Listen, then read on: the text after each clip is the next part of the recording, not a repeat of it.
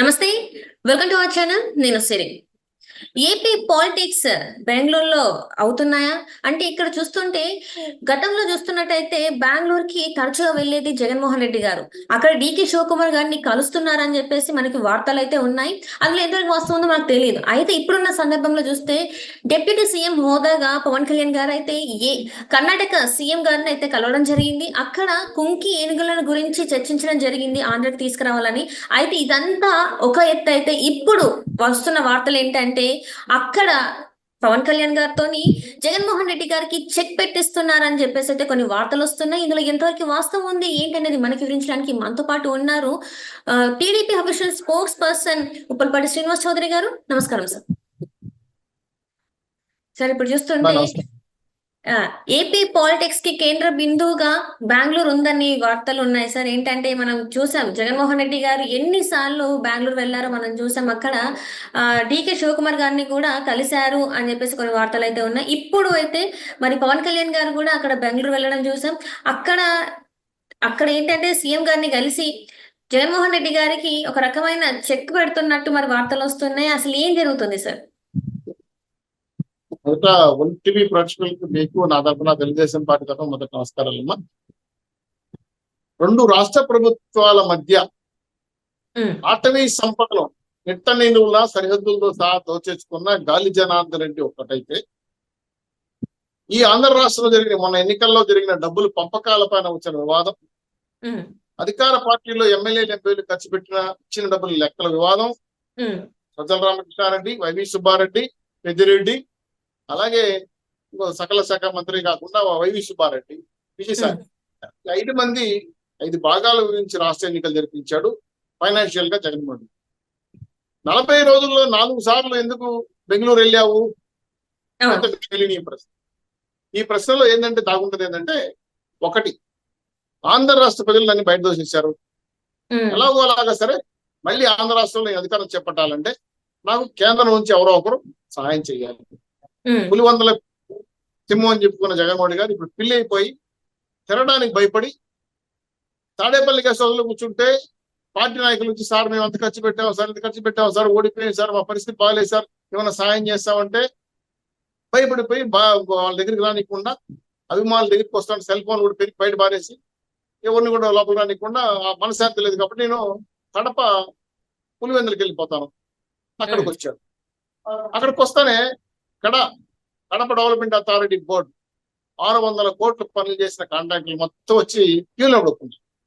Sir మేము మళ్ళీ అమ్మి డబ్బులు పెట్టాము, అప్పులు పాలు అయిపోయాం, మా పరిస్థితి బిల్లు వచ్చే పరిస్థితి లేదు, ఏమయ్యా పార్టీ ఉంది కదా వస్తుంది మళ్ళీ 2029 ఆగండి అంటే వినకుండా ఆయన అప్పులు కష్టాలని చెప్పి లోపల చెయ్యి, నాకు ఎక్కడ కూడా మనశాంతి లేదని చెప్పి మళ్ళీ బెంగళూరు వైట్ హౌస్కి వెళ్ళిపోయి అక్కడికి వెళ్ళినా అధికారులు ఉన్నట్ల అడివి మళ్ళీ కలుస్తున్నారు.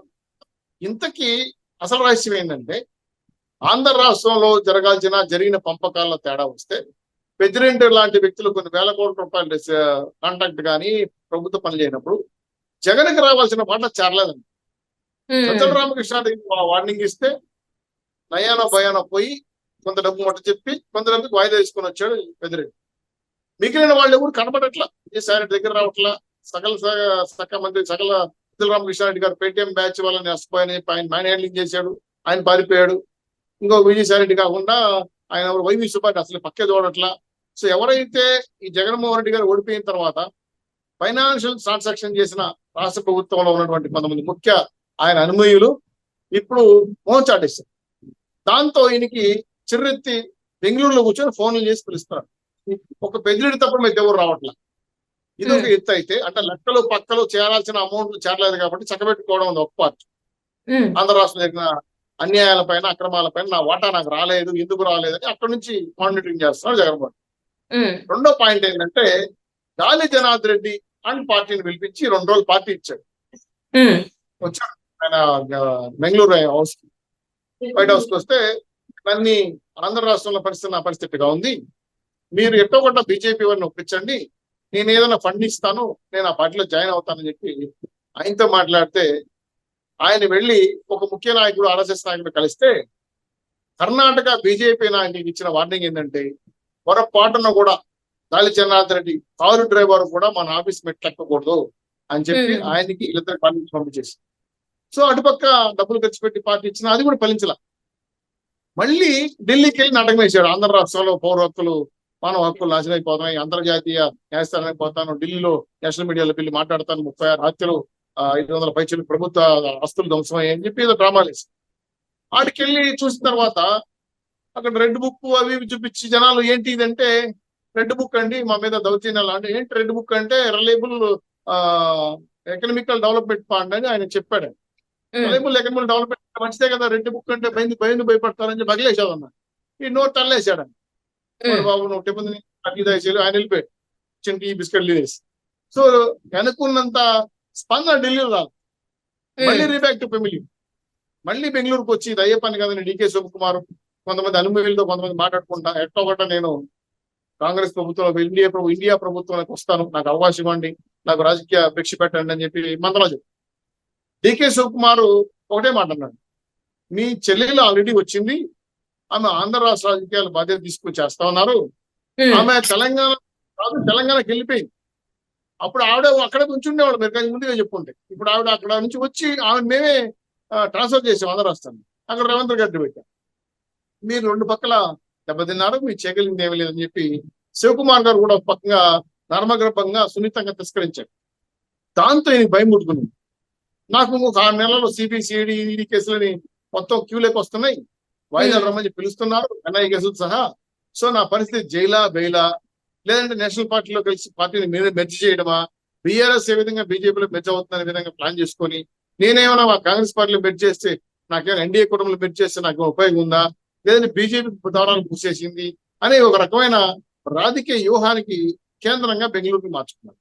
ఇప్పుడు పవన్ కళ్యాణ్ అంటే ఆంధ్ర రాష్ట్ర బార్డర్ లో నిజంగానే ఏనుగులు కొంత విధ్వంసం చూస్తున్నాయి, రైతులు ఇబ్బంది పెడుతున్నారు, పంటలు చలనం. ఆయన పోయింది ఆర్థిక శాఖ మంత్రిగా పవన్ కళ్యాణ్ గారు, అక్కడ కలిసి సిద్ధరామయ్య గారు ఆ ప్రభుత్వ ముఖ్యమంత్రి. సో అక్కడికి వెళ్ళి గతంలో కూడా చాలా సార్లు ఇబ్బంది కలిగితే ఈ విధంగా ఏనుగులు ఇబ్బంది కలిగినప్పుడు అటవీ సంపదను కాపాడుకోవడం కోసం అక్కడ ట్రైనింగ్ అయినటువంటి మదపటి ఏనుగులు కుక్కీలు అంటారు వాటిని తీసుకొని వచ్చి ఏనుగులు ముళ్ళుతోనే తీయాలని ఏనుగులతో బెదిరించి పంపిస్తాం. గతంలో కుప్పంలో టపా కరెంటు విద్యుత్ లైన్లు పెట్టడం వల్ల చనిపోయాడు. సో అటువంటి వల్ల రాకూడదని ఏనుగుల ద్వారా వాటిని బెదిరించి పంపించాలని అనుకున్నారు. దాంతో ఒప్పందం కుదిరి పనిలో పనిగా సిద్ధరామయ్య గారి ప్రస్తావన తీసుకొచ్చారు. అవును నిజమే జరుగుతా ఉంది, మీరు మీ పార్టీ నిర్ణయాలు మీరు చెప్పుకోండి, నేను అది అందుకోసం రాలేదు, నాకు ఆంధ్ర రాష్ట్రంలో ఎర్ర శాండిల్ పండించడానికి వంగడాలు, నాణ్యమైన వంగడాలు, టేకు వంగడాలు, అలాగే మనకున్నటువంటి విశాఖపట్నంలో విస్తారమైన అడవిలో నల్లమల ఫారెస్ట్ లో చెట్లు పెంపడానికి మొక్కలు విత్తనాలు ఇవ్వండి, మాకు తగినంత కుక్కీ ఏనుగులు ఇవ్వని చెప్తే ఆయన యాక్సెప్ట్ చేశారు. ఇది కాకుండా పవన్ కళ్యాణ్ గారు ఇంకో వాదన చెప్పాడు. ఆంధ్ర రాష్ట్ర ఫారెస్ట్ అధికారులు బెంగళూరు ఫారెస్ట్ అధికారుల యొక్క గత ప్రభుత్వం యొక్క సహాయ సహకారాలతో 180 టన్నుల ఎర్రచందనం నేపాల్ పంపించారండి. దాంట్లో మీ యొక్క ఫారెస్ట్ అధికారుల పాత్ర ఉంది, వాళ్ళ పేర్లు ముందుగా గవర్నమెంట్ చెప్పాలి కాబట్టి బాధ్యత, రేపు వాళ్ళని అరెస్ట్ చేసే పరిస్థితి రావచ్చు అని హెచ్చరించారు. కూడా వారికి ఇవ్వడం జరిగింది. వారికి ఇవ్వడం వాళ్ళు కూడా డిస్కస్ చేసుకున్నారు. ఇందులో పాటు ఇదొక పాయింట్ అయితే, 4వ పాయింట్ ఏంటంటే పవన్ కళ్యాణ్ గారు ఆంధ్ర రాష్ట్రం నుంచి ఫారెస్ట్ మినిస్టర్కి వెళ్ళిన పాటు గాలి జనార్దన్ రెడ్డి ఒక బార్డర్ ఐరన్ ఓర్ ఉంది, ఆ ఓర్కి ఎక్కడైతే సరిహద్దులు ఏవైతే ఉన్నాయో చెరగొట్టేసి అన్ని కేసులు నడుస్తారు. దీనిపైన కూడా మీరు హెల్ప్ చేయండి, మీరు రెవెన్యూ అధికారులు మాకు ఆంధ్ర రాష్ట్రం హెల్ప్ చేయండి, మేము ఆంధ్ర రాష్ట్ర సరిహద్దులు గుర్తించి మేము చెక్బంది పెట్టాలి.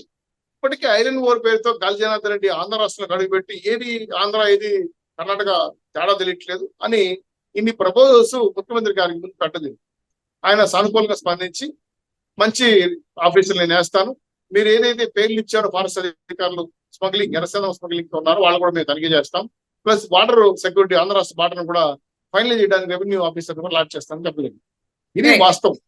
ఇది కాకుండా నరమగర్భంగా కాంగ్రెస్ లోకి ప్రవేశించాలని చేస్తున్నటువంటి జగన్మోహన్ రెడ్డి గారు ప్రయత్నం ఆల్రెడీ డికే శివకుమార్ గారు పులస్టాప్ పెట్టేసి అటువంటి దాన్ని మూసేసి, అయితే సందర్భోచితంగా అది కూడా జరుగుతున్నారని వాళ్ళు ప్రస్తావించిన మాత్రం వాస్తవం మీరు చెప్పినట్టు.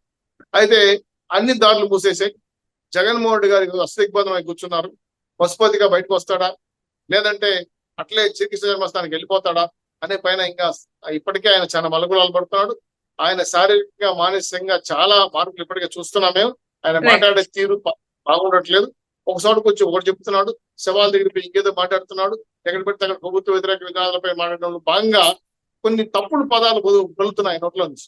అవన్నీ కూడా Right. చూస్తే ఇంకేదో మానసికంగా కొంచెం ఇబ్బంది కలుగుతాయని స్పష్టంగా కనబడుతుంది. కాబట్టి ఆంధ్ర రాష్ట్ర కర్ణాటక రాష్ట్ర సరిహద్దుల విషయాలు పరస్పర సహకారం కోసం వెళ్ళిన పవన్ కళ్యాణ్ గారి మీద కూడా దోషణలు చేశారు. కాబట్టి వాస్తవ పరిస్థితులు ఇవి. ఇంతకు మించి ఏమి జరగలేదమ్మా. పూర్తి స్థాయిలో అన్ని ద్వారాలు పూసేసుకున్న జగన్మోహన్ రెడ్డి గారి యొక్క పార్టీ ఇంకా పూర్తిగా భూస్థాపితమే. ఇది Right, కన్ఫర్మ్. sir.